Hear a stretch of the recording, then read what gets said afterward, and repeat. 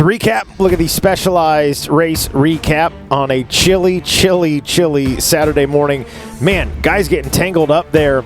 That was, Chris Borich and was it Stephen Harrell? Yeah, and a great comeback ride from Harrell. But, yeah, early on it was Walker Fowler working his way around our hole shot earner, which was Jared McClure, and then from there it was a battle. We saw Austin Abney trying to get around McClure, and those guys just kind of, those three started to push away from the group behind them, and then Abney ultimately able to work his way around, latches onto Walker Fowler, and Fowler actually did say that Austin Abney made a pass in the pit, so it sounds like Austin Abney had a really quick pit, was able to get out, get the lead, and then he said almost passed him again on a hill climb.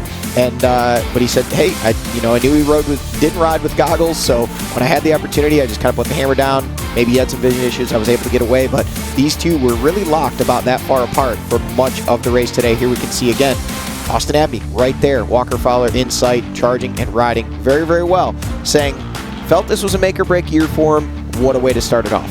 Yeah, I mean, you can't say enough good things about him, and we even said it during the broadcast. If you win, you podium, or you're just off of the podium today, you got to hold your head high, and now he's got the hardware to show it. First career podium is pretty special. And then how about the late drive by the Bidwell Bullet, Bryson Neal, to put himself in a podium position? Yeah, and as we were watching those middle laps kind of materialize, something wasn't adding up. Bryson Neal put in a great charge, made up a bunch of time, got up in where he was in a podium battle, and then suddenly just kind of unexpectedly dropped back.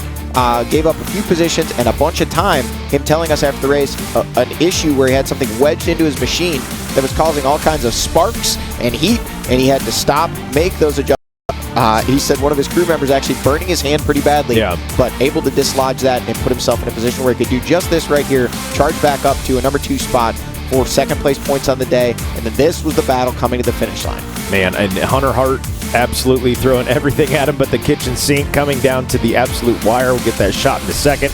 But how about this? A head nod right there from Walker Fowler, your race leader, and bring it in for number 78 of his career and the all-time wins leader. Yeah, 78 wins. I mean, that is impressive. Coming out, after, frankly, a very disappointing Ironman for Walker Fowler. Yeah. To come out and grab the win. Big statement for him here today. So Fowler, Neal, Abney, Hart, Harrell, Merritt, McGill.